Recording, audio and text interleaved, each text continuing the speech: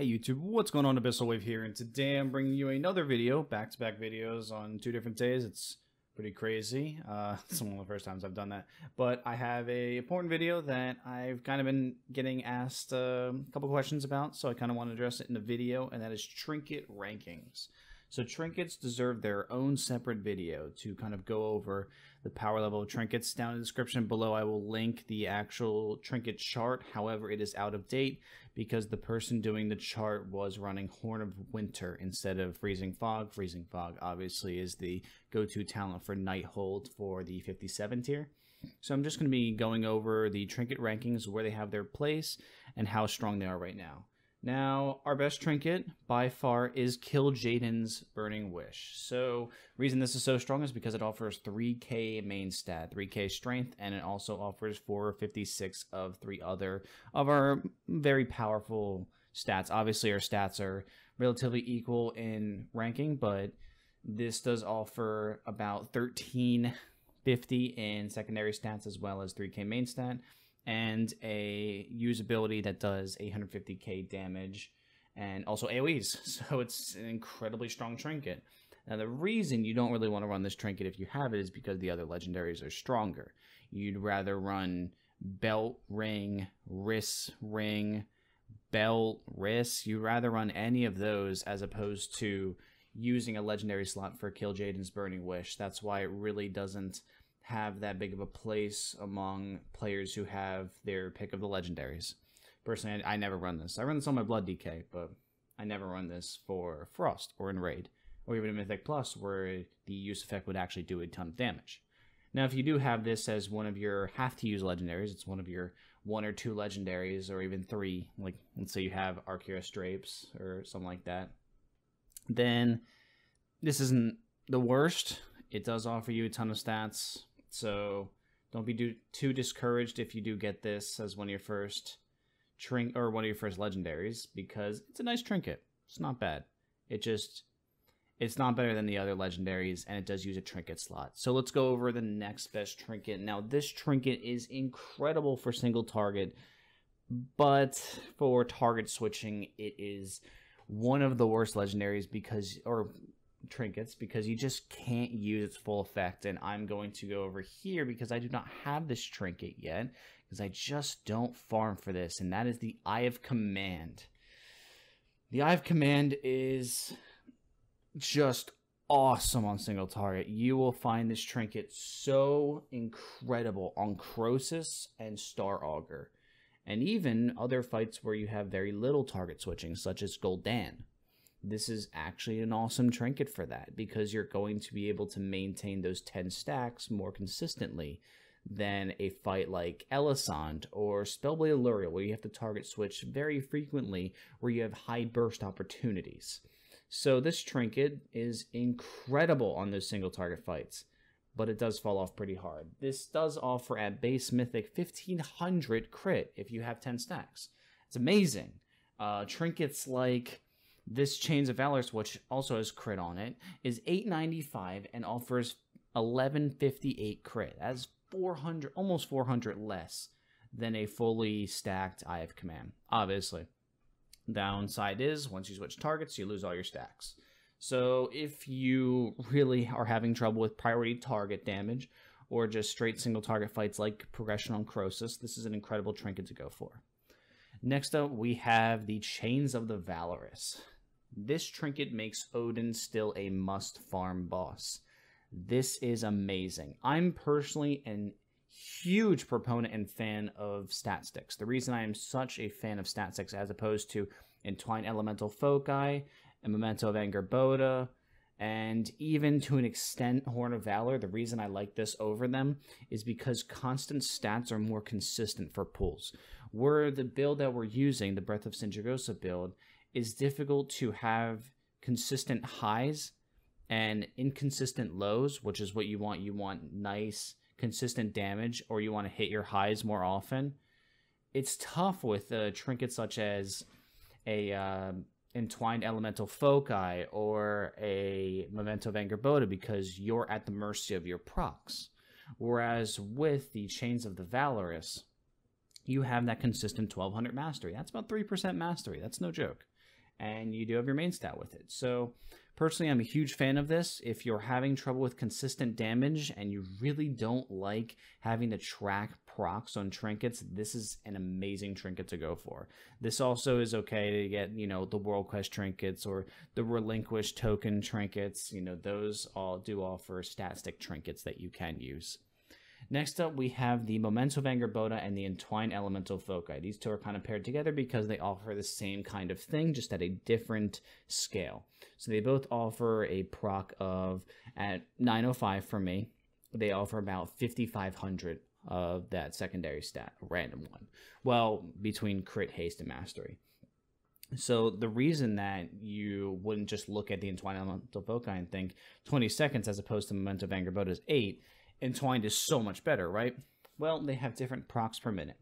What a proc per minute is as it sounds. It's how many procs you are expected to get in a minute. With the Memento of Angerboda, you're expected to get 1.5 procs per minute on average.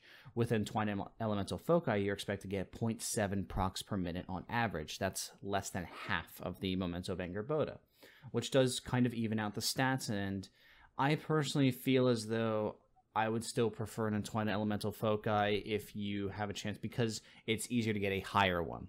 With Memento, the reason that you don't see a lot of those on Warcraft logs is because it's tougher to get a 905 plus Memento of Angerboda. As you can see, I got this from Mythic 10, a Mythic, I think it was like an 11 mall, but it had to go Titan Forge, or else it would have been 890 base. So I had to get it to go Titan Forge. I had to get very lucky with that. With my Elemental Foci, it's just a base Mythic one. It didn't even go Warforged or Titan Forged. I've seen 925 versions of this.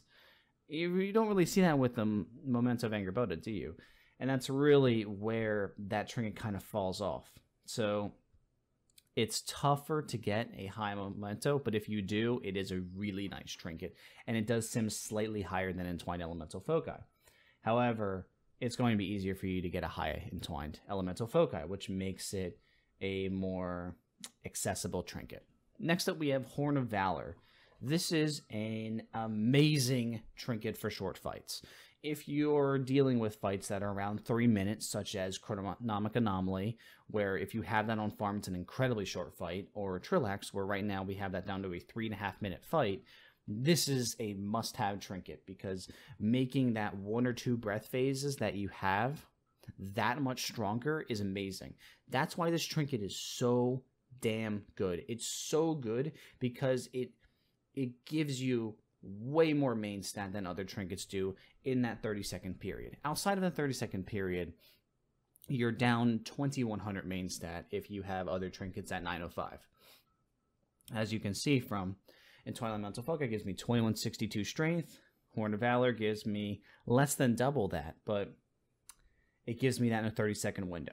The reason that's so good is because breath is about, on average, 40 to 45 seconds with 2 hungerings, so a majority of your damage is coming in the first 40 to 45 seconds.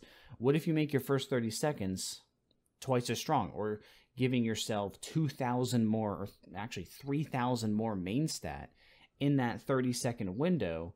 Is huge. Everything is hitting that much harder. That's why this trinket is so good.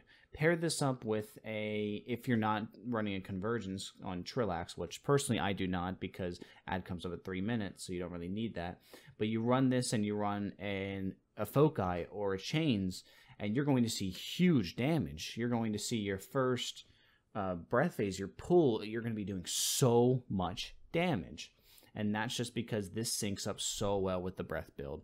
That is why this trinket is amazing. And that is why if you are running things on farm, or you're doing Mythic Plus, this is amazing on Mythic Plus. Bosses die very fast. You're just making them die even faster at this point. So that is why this trinket is so strong. Now we're moving on to the Convergence of Fates. The trinket that everyone says you need. And you kind of do, actually. It is such a good trinket, and I got really lucky with this personally. I know a lot of people out there are probably going to have normal or heroic versions of this, but it's still, even at Raid Finder, an amazing trinket.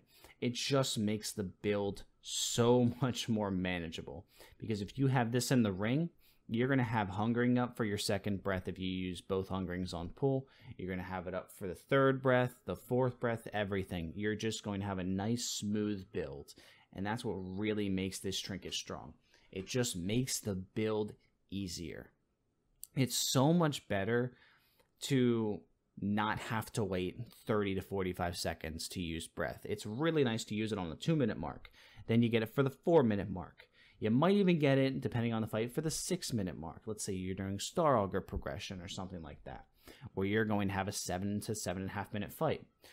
If you don't run Convergence, you're probably not going to get that fourth breath. It just won't happen. You're going to have to wait until you have your hungering back up. And that's going to postpone your breath. First breath, 40 seconds. Second breath, another 40 seconds. So that's a minute 30 seconds, and so on and so forth. Or no, a minute 20 seconds, sorry. And then next one is going to be 2-minute delay, and in total, it's awful without Convergence. It's such a nice build with Convergence. Obviously, as I said before, on certain fights like Trillax and Chrononomic Anomaly, where you have that on farm and you can time your breaths nice and the fight's like 3 minutes, it's okay to not run a Convergence, but other than that, you really want it. And then last few trinkets, Unstable Arcano Crystal. Now, I do not have this trinket, but I should go to this, and then we go down to Withered Gem, and we can kind of review it a bit and talk about what it's like. Now, this obviously doesn't offer any main stat, but that's okay, because you don't need main stat on this trinket for it to be amazing. It offers so much secondary stats. It really does. Now, this trinket at base, and if you have all your other trinkets at base, 860, it's the best trinket you can get. You won't get a better trinket. But as you start to get 880 trinkets, and you have maybe an 880 Arcana Crystal, the 880 trinkets start to become better.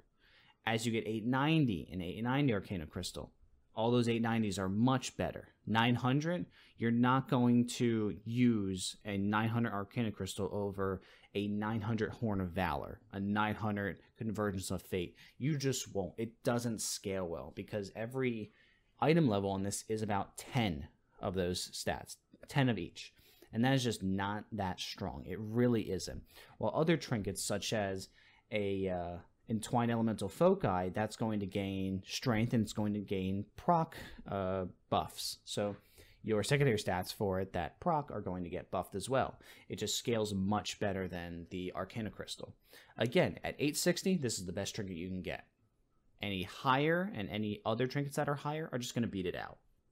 Next up, Claw of the Crystalline Scorpid. I do not have this as well, so we're going to have to go into Nighthold. This is a Scorpiron trinket. This is the one that offers you Frontal Cleave from the proc chance. So if you get a really high one, it's nice. Other than that, it just doesn't offer much to buff your breath build. You want trinkets that offer you a buff to the breath build. That's why you run something like a Chains of the Valorous, because it offers you mastery. That 3% mastery from mine gives me 3% extra frost damage. Memento, that proc gives me a buff to whatever damage I'm doing. Same with Entwined Elemental Foci. Horn of Valor offers me 30-second increased damage in breath. It's just, this doesn't offer us anything for our breath build. For the machine gun build, this is an amazing trinket. It's one of your best. For the breath build, it is awful. And last but not least, a trinket that some people actually are curious about if it's even good is Drought of Souls, or Draught of Souls, whatever you want to call it. This is awful. It's so bad because there's so many trinkets that are way better than it. And that's really it. You see Unholy DKs running this and you think, why can't Frost run this?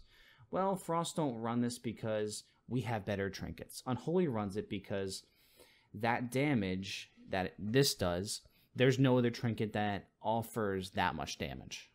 There's none. For Frost, you're wasting that trinket slot that offers you more damage, but above that, you're wasting time doing this because our abilities hit harder than Unholy DKs. Even outside of breath, they mostly hit harder.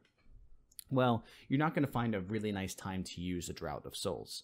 And that's where it kind of falters. Where it falters the most is you're, with the breath build, probably not going to use this on pull because you want to get breath up as soon as possible, but you're going to be using it a minute into the fight at least. And at that point, why even run it? So it's just a weak trinket, and that's why it is one of our worst. Well, that about wraps it up. If you guys have any questions about any other trinkets, I know I could have made this video very short, but I kind of want to go very in-depth about trinkets and where trinkets have their place. So if you guys have any questions about this, any comments, post them down in the comments below, and I'll talk to you guys later. Bye.